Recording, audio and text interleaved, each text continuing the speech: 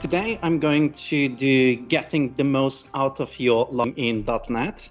I think you're going to appreciate if you have worked on a project where something went wrong and you're like, okay, how can I figure out what went wrong? And then you realize either there's no logs or the logs are not particularly useful, or they are in a flat file and now you need to do Control F and search through the whole thing. And then you start to ask yourself whether that's even the right way to solve the problem if it's not just easier to try to replicate it on your local machine.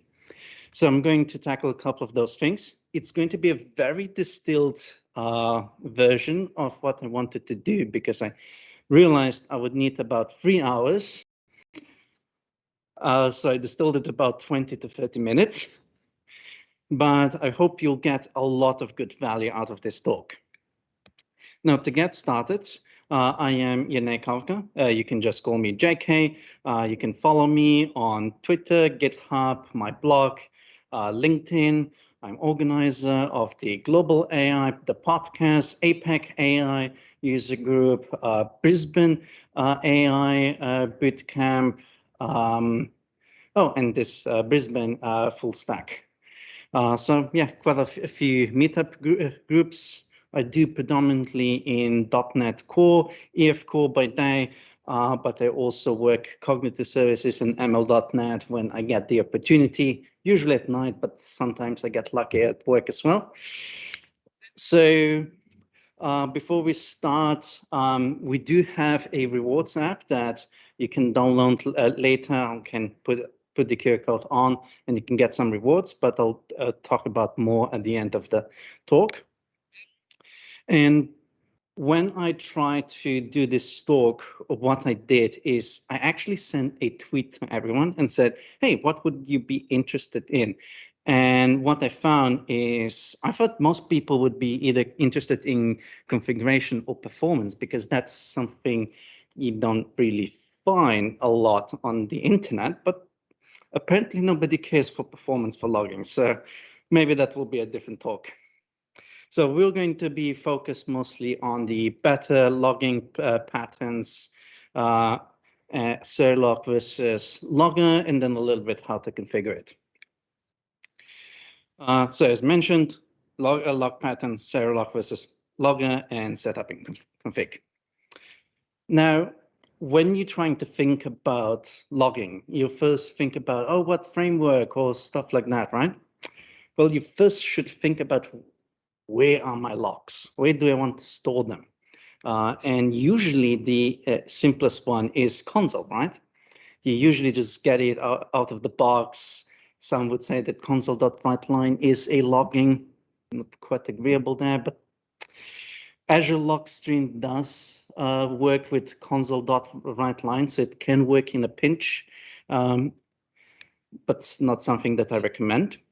Then locally, what you want to use is something like Seek from Datalast, which is basically like a structured logging platform, which allows you to consume logs from different applications, and then allows you to do filtering, graphs, and all of that nice things that you can do with structured logging.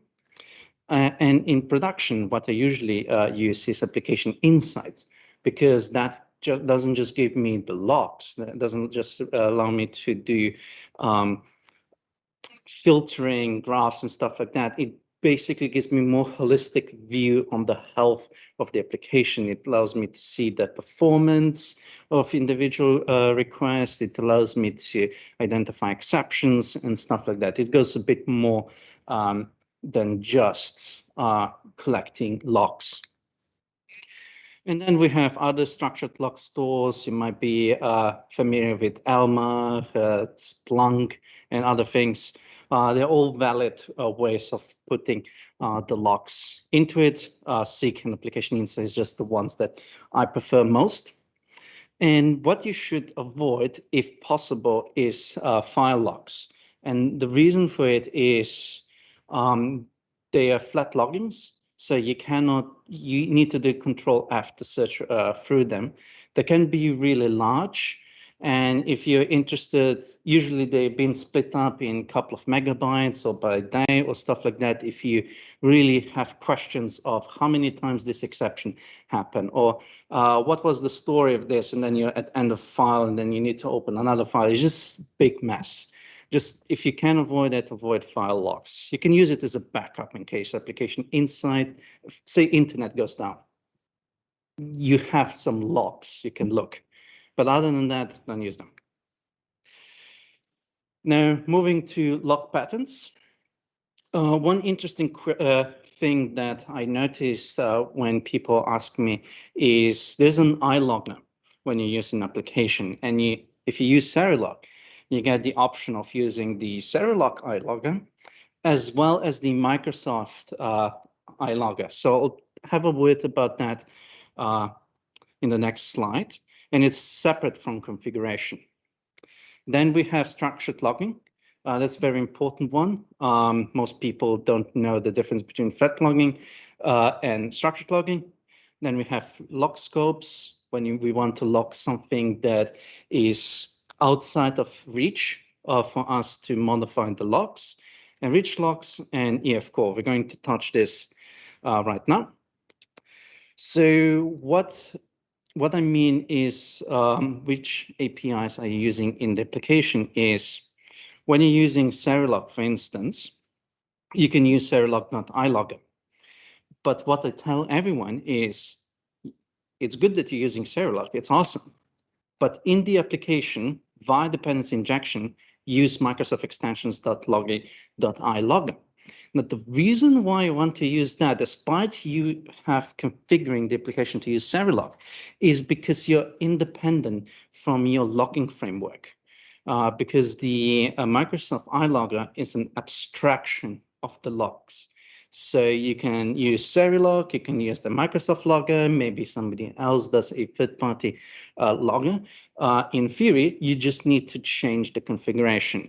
And I have done a couple of times where we moved from Microsoft logger to Serilog and vice versa, and this allowed me to switch between them without losing much functionality when moving between them. So that's for that. Now, this is one important one I still find some people struggle with. What is flat logging and structured logging? So for instance, my clicker is not working. So with flat logging, what we have as an example over here, we have a input text over here, and we have the input baked into the string. So you can see here the dollar.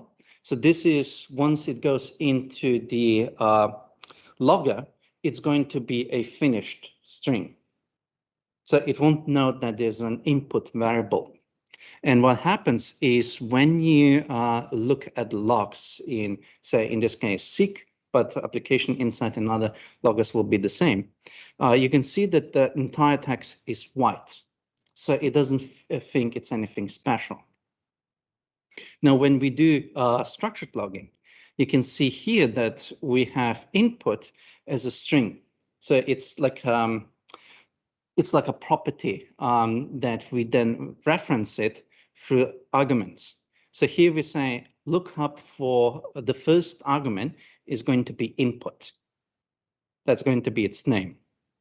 And what allows us to do this is you can see here that the visuals are already different. So we have input text, which is the raw string, and then the actual value of input is colored.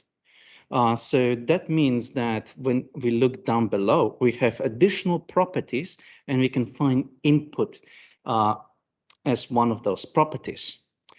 And the reason why this is important is because now we can do structured log search. So here, for instance, I have inputs like input and input type to the log. And now I can do a query, show me all of the logs that input type is string. And now I'll be able to see only the logs that have input type string. Or I can say, well, I'm actually interested now in integers. So now I can search those specific logs, and it can be multiple different logs. It doesn't have to be this specific one, as long as we have this input type property. So you can imagine that if you're using input type in multiple logs, you can actually then get a more holistic view of what is happening for this particular type. A more common example would be, for instance, if you have an ID, say operation ID or request ID, and then you can see the whole story that happened for that particular request ID. And another really cool thing is once you have the structured logging is when you click on type and find.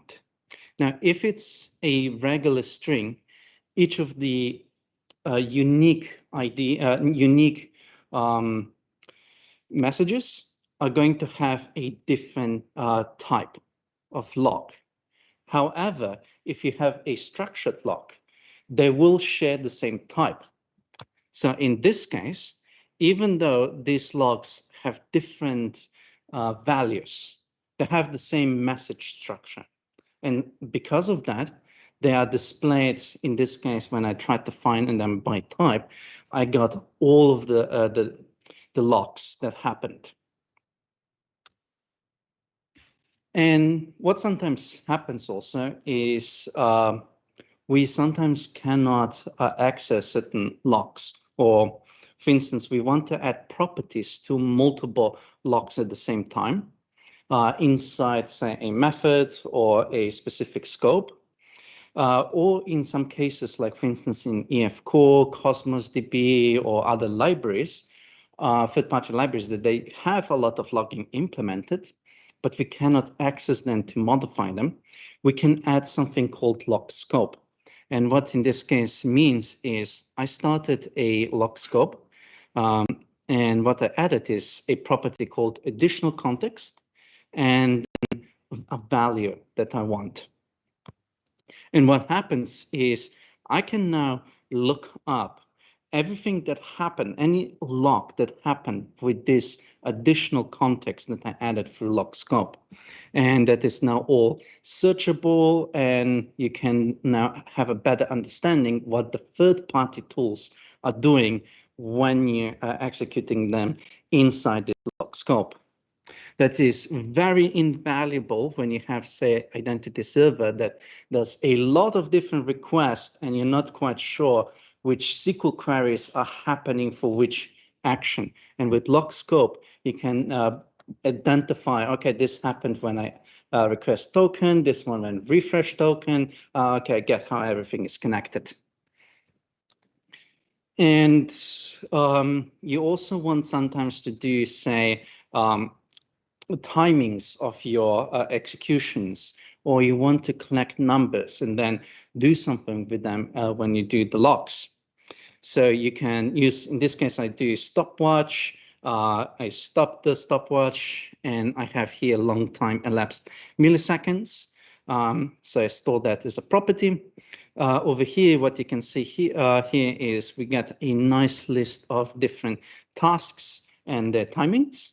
So we can nicely quickly see all performance benchmarking. For instance, somebody asks you, hey, how long does getting all of the customer take? You can just do this this way and quickly get statistics. And if they ask you what was the minimum, maximum, and mean of that queries, and you can just write a query like this, which is very similar to SQL, but ever so slightly different.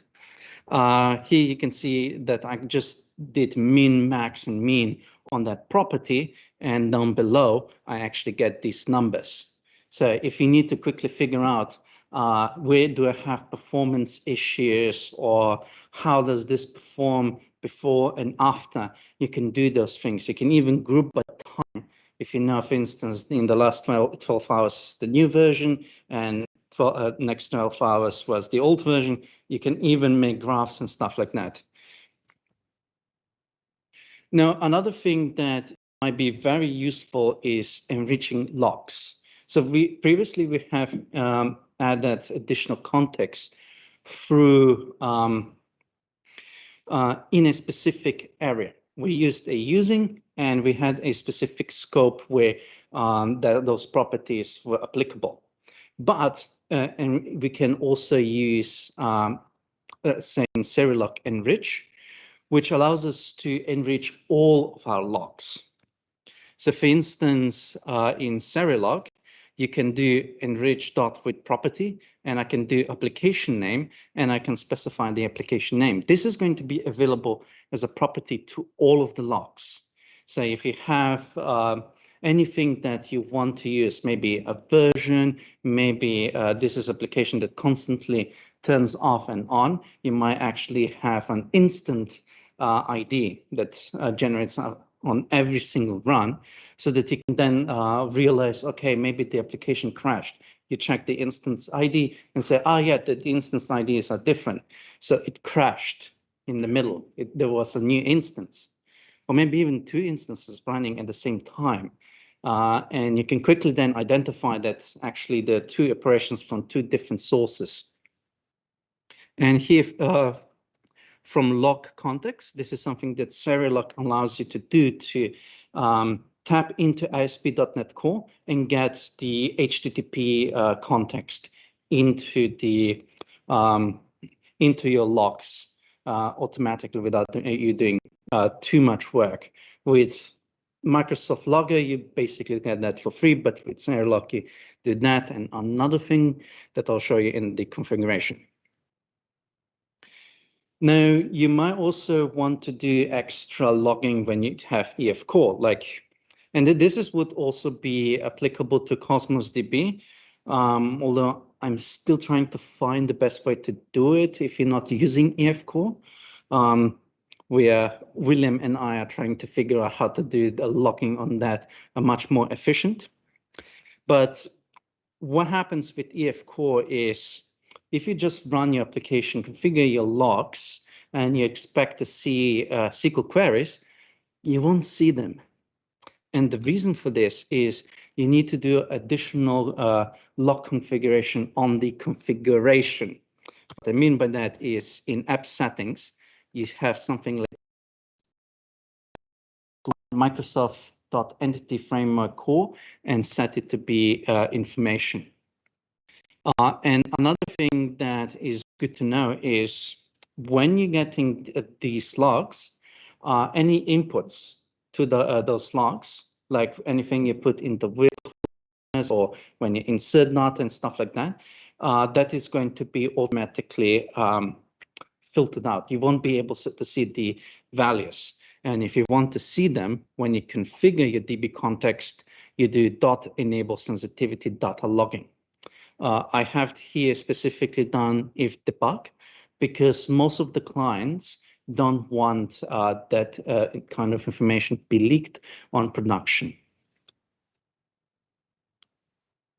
Now, by default, when we run, when we configured SQL queries, we enable sensitive data, we get something like this in SQL. It would be also very identical to Application Insight as well. And what we can see here is, we have the query, right? The SQL query, that's awesome. We know the request path. We know which action executed. But the interesting thing here is, unlike most of the operations we do, like logging and some couple of other things, we usually get from where it's been calling, from which class it's been called. Saying that you're using a Twitter service, you would have a context source being Twitter service. But in this case, it's just Microsoft Entity Framework core.database.command. So if you imagine that this is a bit more complicated query, you'll be like, okay, from where is this query coming from? I don't know. In this case, it might look easy to find it, but there are cases where you generally cannot look at the query and try to figure out which part of your application is calling that. So for that, there is something that Microsoft added in EF Core 2.2, query tags, where you can actually inject text comments into SQL queries. So you have a regular query, and you do .tag width, and whatever text you want. What I like is the class and the method, and if there's multiple queries, the purpose of the query. So that way it's easily be traceable to the original code. And what then happens is, as part of the SQL query, we get a comment with the same values that we add into tag with.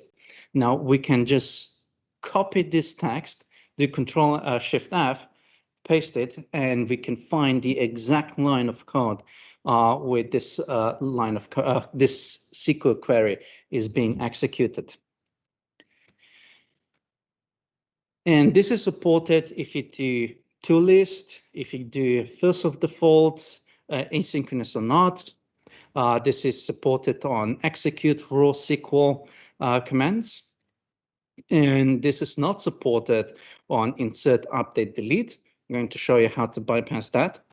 And depending which version of EF Core you're using and in what way you're using it, it may or may not support storage procedures.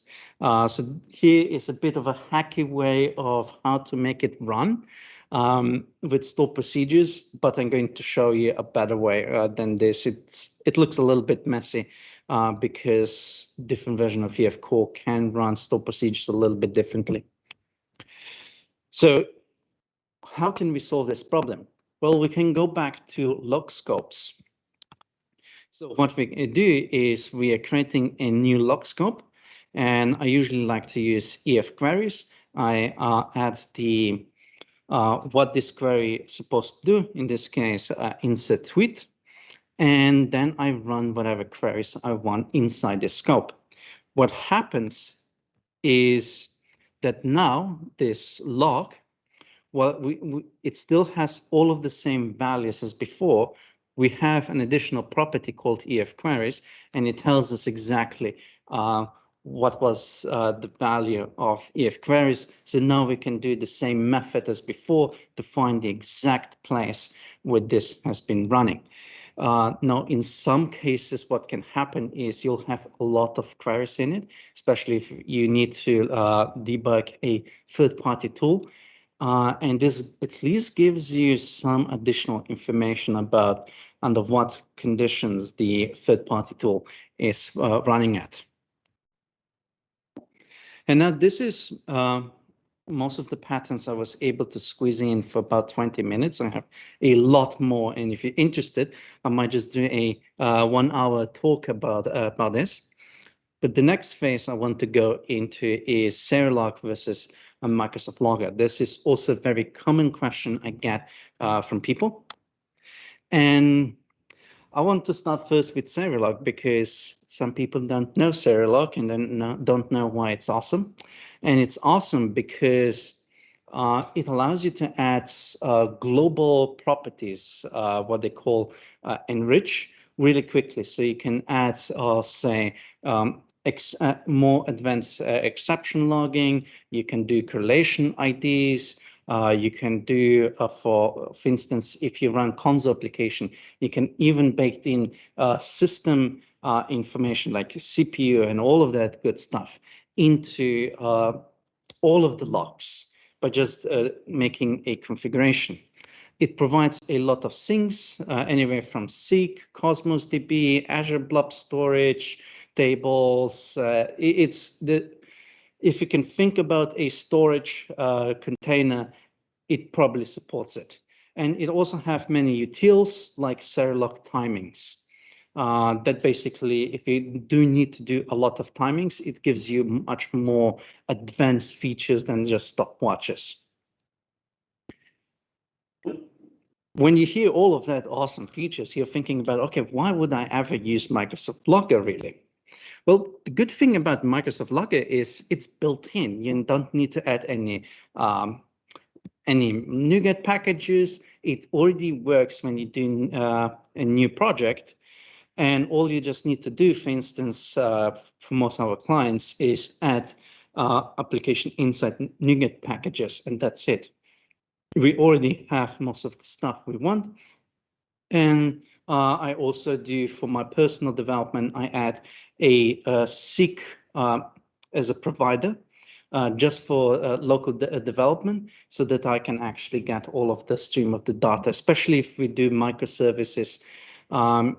Application Insight has a bit of a tricky thing. If you run multiple applications at the same time, it only tracks one application at a time. With Seek, doesn't matter. Data goes in and you can filter it either cross-application or based on a specific application. Seek doesn't care. It just gives you data. Now, another thing why you want to consider Microsoft Logger is sometimes you actually just don't need Serilog.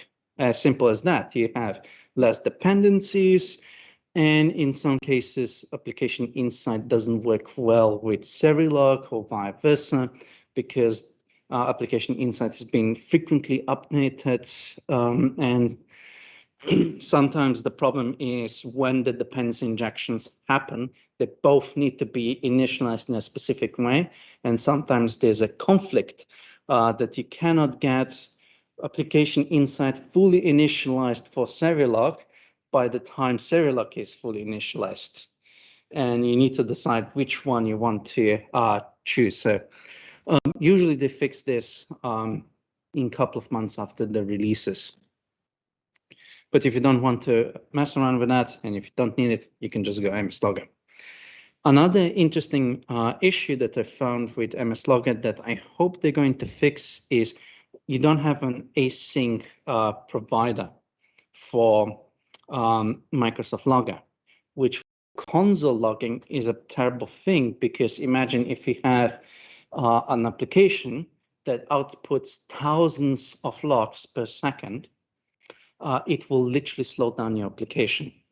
And that's because it needs to wait for console.writeLine to finish writing the line before it can execute the next lines of codes, and it gets stopped by that.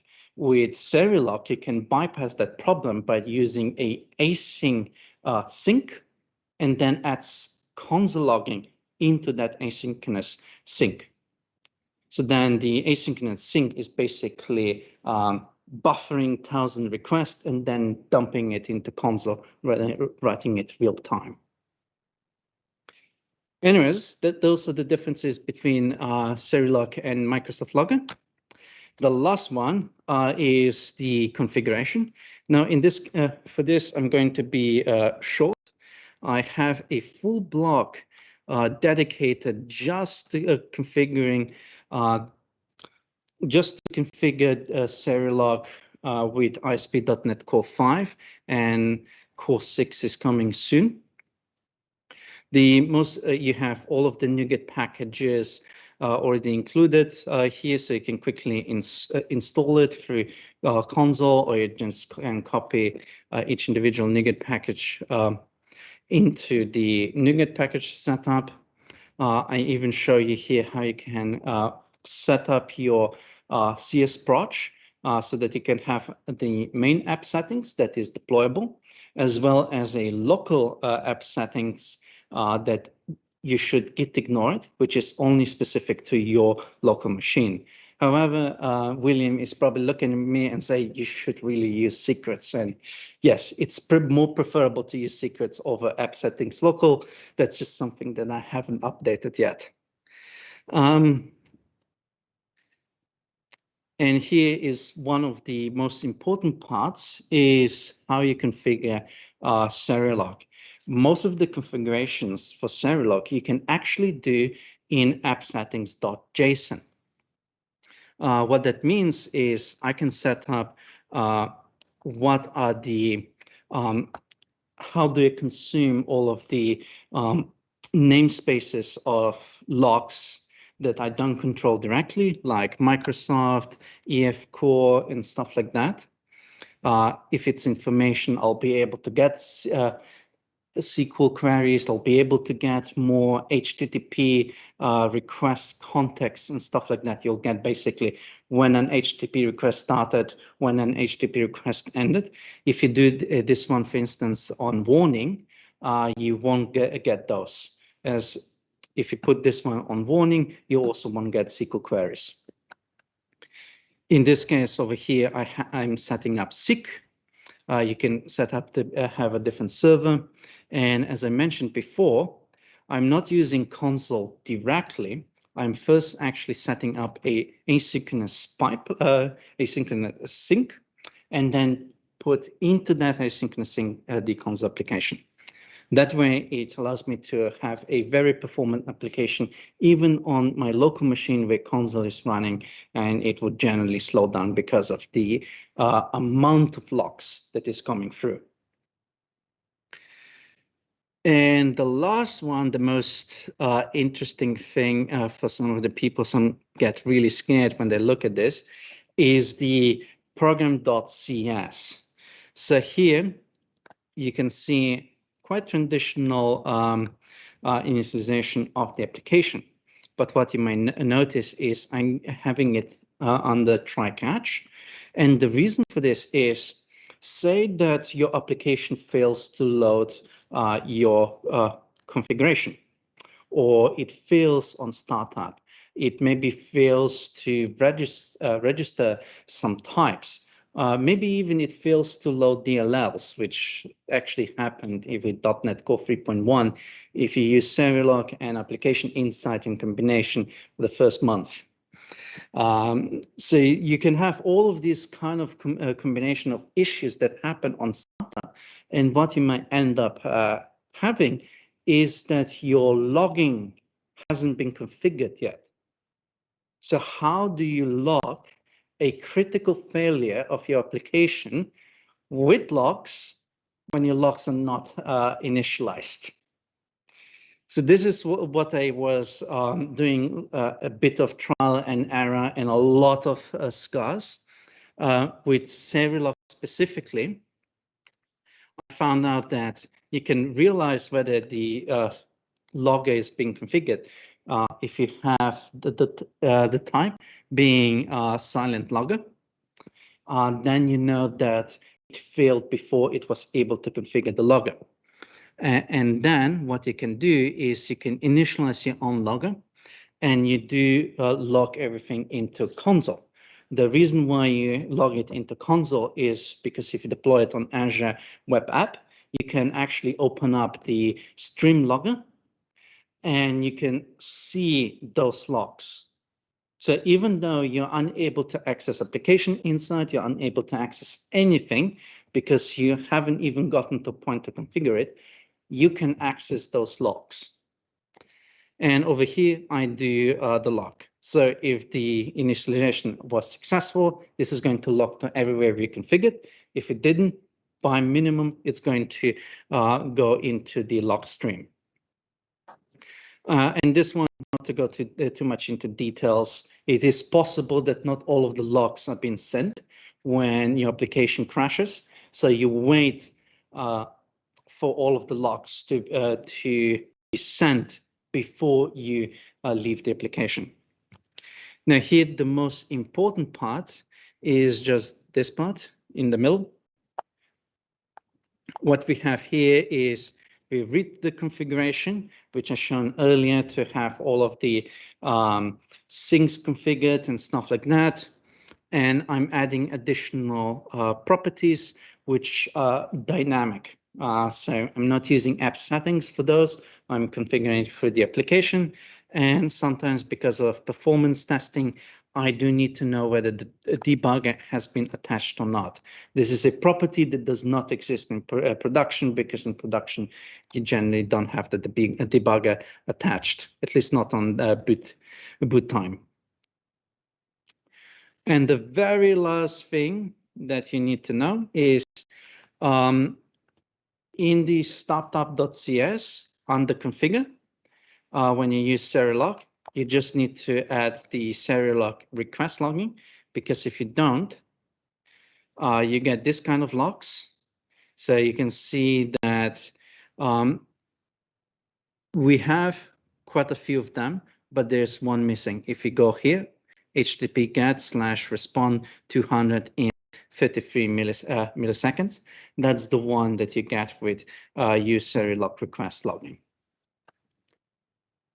All right, so I'm going to go into, not this one, Visual Studio. I have prepared just a quick one. I'm going to go to CS Pouch. Now this one uses Microsoft Logging. And what you can see is I have almost no configuration. I only add sick logging and that's it. If we compare it to Serilog, we have a lot more libraries in. When I go to program.cs, the difference here is we don't have a global logger like Serilog. So if anything fails, we just write it into console write line because we don't have access. If the application failed to bootstrap, we likely don't have the logger. So we just write it directly into logger write line for the log stream to see. And you can also see that the configuration is much easier simply because a lot of things are already built in. So you don't have to worry about adding specific context in. But the side effect is that you're kind of stuck with whatever Microsoft configured, but the defaults are pretty good. So I'm happy for most of the projects with them. I don't usually change them. And that's basically it. On startup.cs, you don't have to do anything. So you can actually start, say, with Microsoft Logger, and then later on, you can just change the startup.cs, add those NuGet packages. On startup, you just need to add one line of code, and voila, you went from Microsoft Logger to Serilog. And that's provided that you use the Microsoft iLogger in your application when you do logging. All right, so in summary, I have shown you various log patterns. I showed you Serilog versus Microsoft Login, and I also shown you how to set up and configure the Serilog as well as Microsoft Logger. Now you can scan the application. You can scan this QR code to get some rewards. And also you can give us feedback to improve our user groups, and anyone who is here personally, they can also tell how interesting it is to be here in person listening to the talk. Thank you.